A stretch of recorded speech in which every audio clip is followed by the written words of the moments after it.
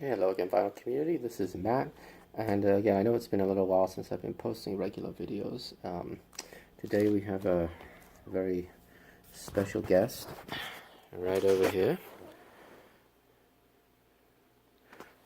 That's Sophie. She's 2 weeks old today. Um, so she's just hanging out. Hopefully she won't be too fussy. She just dropped her pacifier, so she's looking at me like maybe she's gonna get cranky, but we'll see. Um, Today I wanted to do a quick video just showing my Queen collection. I don't have too much. I only have a few Queen records, but they um, they are one of my favorite bands. You know, not like in my top three or anything, but probably my top 10. Um, and you know, some of the records are a little pricey. That's why I only have four of them right now. But let's take a look. So we start off with A Night at the Opera, kind of the quintessential Queen record in a way, released in 1975. Of course, it has Bohemian Rhapsody on it, which, I mean, come on. It also has God Save the Queen, which Queen played at a lot of their concerts. And let's see what else.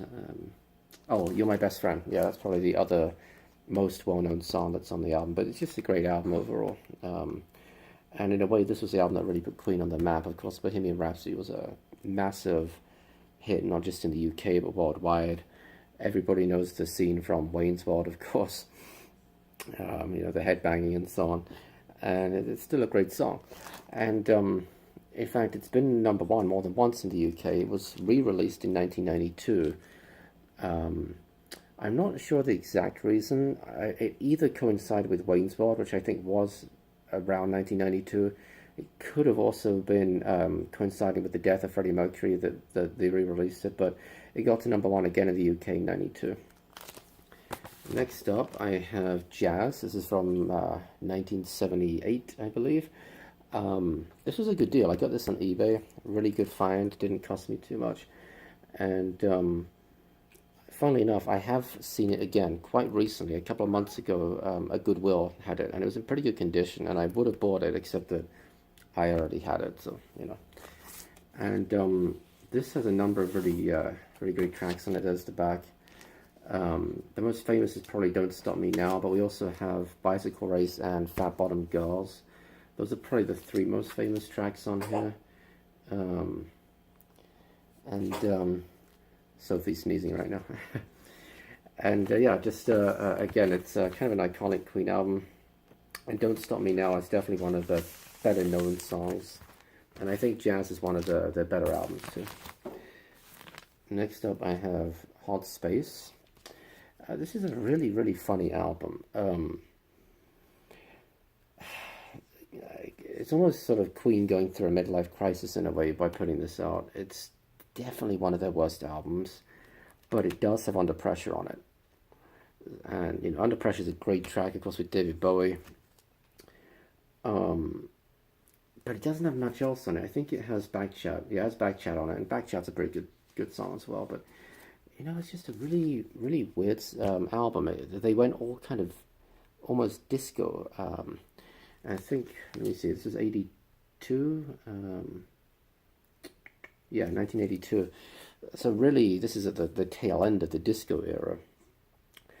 So it's a little bit surprising that they waited so long. If they were going to put out a disco album, why wait until the early 80s? But um, yeah, it's just not one of their better albums, to be honest. But I got it on eBay because it was cheap, and again, it does have Under Pressure on it. So if you can pick it up for cheap, it's worth it just for that track alone.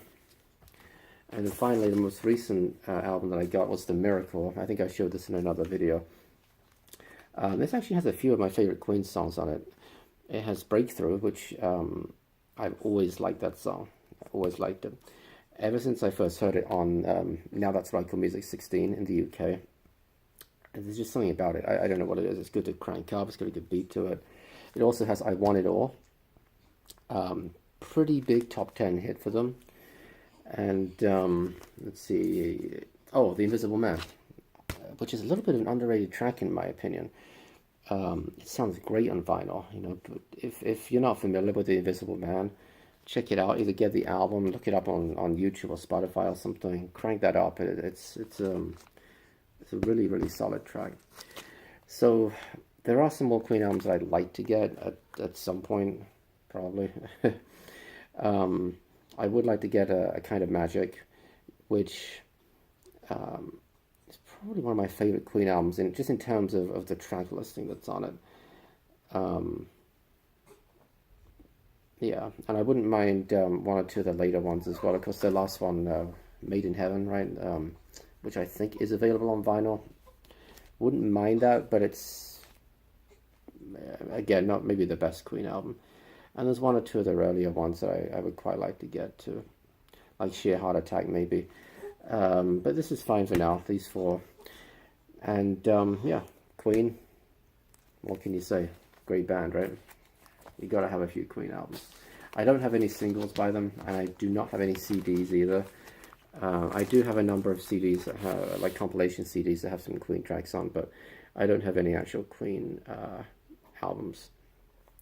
So that's it. That's the Queen collection. Just wanted to show that real quick, just to kind of let you guys know that I haven't disappeared off the face of the planet. A lot of stuff going on with the baby, obviously. A lot of it's a lot of work, you know. But my wife's upstairs taking a nap right now, so I thought, well, I'll take this opportunity to make a real quick video, show the Queen records. Yeah, as always, appreciate you guys' comments. Baby's getting cranky, so I'm gonna have to get going. But thanks as always for watching, guys. Bye bye.